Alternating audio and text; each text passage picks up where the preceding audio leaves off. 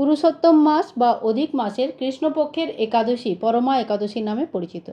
এই একাদশী ব্রত করলে ইহকালে সর্বপ্রকারের সুখ পাওয়া যায়, পরকালেও খুব ভগবান শ্রী বিষ্ণু নারায়ণের চরণে স্থান পাওয়া যায়। মানে জীবনের ইহকাল এবং পরকাল দুই কালেই অত্যন্ত পুণ্যের প্রাপ্তি হয়। তো পরমা একাদশী কবে পালিত হবে, পূজা আমাদের বাড়িতে কিভাবে করা উচিত, বিনা ব্রতেও পুজো করা সম্ভব কিনা, নতুন ব্রত ওঠানো সম্ভব কিনা, ভগবানকে ভোগ কি অর্পণ করা উচিত ইত্যাদি বহু রকমের কোশ্চেনের অ্যান্সার আজকে এই ভিডিওতে আপনারা পেয়ে যাবেন। চলুন শুরু করা যাক। একাদশীর পুজোটা কিভাবে আমরা বাড়িতে খুব সরল বিধিতেই করতে পারি। আর একটি রিকোয়েস্ট রইল, যদি খুব ভালো লাগে, ভিডিওটা পছন্দ হয়, তাহলে কিন্তু অনেক অনেক শেয়ার করবেন আর অনেক অনেক ভালোবাসা দেবেন। পরমা একাদশী আমাদের কবে পালন করতে হবে? তো পরমা একাদশীর ব্রত 11ই জুন 2026 দিন থাকবে বৃহস্পতিবার। তো একটা অত্যন্ত শুভ দিনে পরমা একাদশী শুরু হচ্ছে, আর এই দিন থেকেই অধিক মাসের 5 দিনের যে লাস্ট 5 দিনের নিয়ম হয় তাও ওঠানো হয়, মানে লাস্ট 5 দিনের নিয়ম নেওয়া হয়। পরমা একাদশীর দিনে যে পুজোটা আমাদের করতে হবে সেই পুজো বিধিটা আপনাদের ডিটেলসে শেয়ার করছি। আর তার সাথে সাথেই দেখুন, একাদশীর 3 দিনের নিয়ম থাকে, দশমী, একাদশী, দ্বাদশী। দশমীর দিনে যতটা সম্ভব, মানে যতটা সম্ভব নয়, দশমীর দিনের নিয়ম হচ্ছে যে ননভেজ বা আমিষ জাতীয় খাবার না খাওয়া।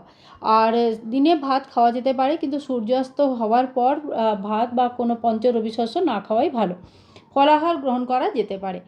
আর ভূমি শয়ন, ব্রহ্মচর্যের পালন করা ইত্যাদি শাস্ত্রসম্মত হিসাবে নিয়ম হিসাবে বলা হয়েছে। একাদশী দিন সকাল সকাল উঠে স্নান আদি করে প্রথমে নিত্য পুজো করে নিতে হবে। বাড়ির মন্দিরে পুজো করুন। ফলাহারী একাদশী হয়, তাই ফলের ভোগ ভগবানকে অর্পণ করা হয়, দীপদান করা হয়। আর যেহেতু এটি অধিক মাসের একাদশী, তাই যত সম্ভব সকালবেলায় ব্রহ্ম মুহূর্তে অথবা সন্ধেবেলায় গোধূলি বেলাতে দীপদান, বেশি অনেক অনেক দীপদান করবেন। দীপদানের মতন পূর্ণ ফল কিন্তু আর কোনো দানেই নেই, তাই দীপদান নিশ্চয়ই করা উচিত।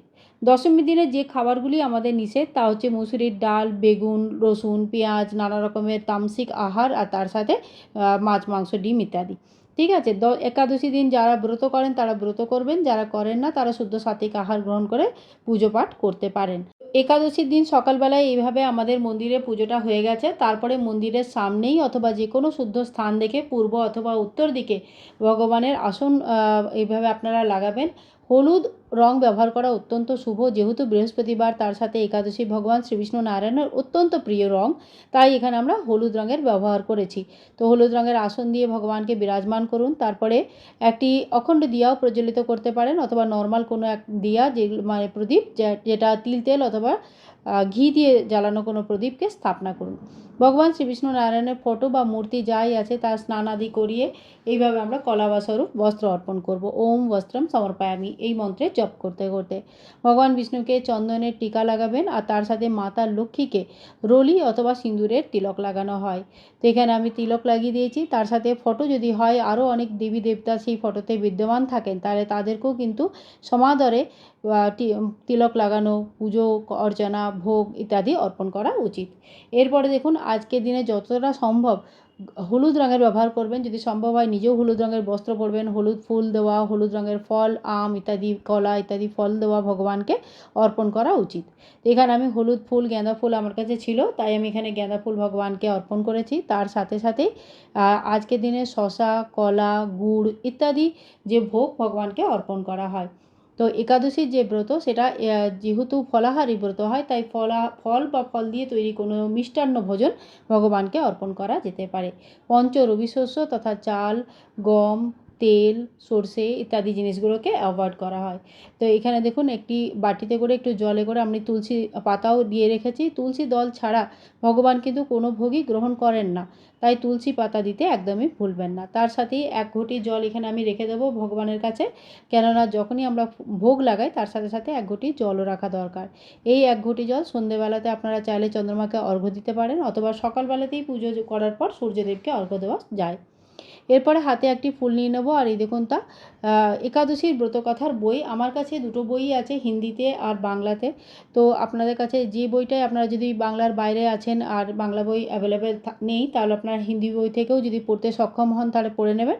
নাহলে দেখুন অনলাইনে পাওয়া যায় এরকম একাদশীর ব্রতকথা, ব্রত মাহাত্ম্য। তো এখানে পিওর বাংলাতেও সুন্দর করে দেওয়া থাকে। তো এখান থেকে কিন্তু ব্রতকথাটা আমাদের পড়তে হবে। যদি ব্রতকথার বই না থাকে তাহলে আপনারা গুগল থেকে ডাউনলোড করে অথবা ইউটিউব থেকেও শুনে নিতে পারেন। শোনারও কিন্তু অনেক মাহাত্ম্য আছে, তাই শুনে নেওয়াও সম্ভব।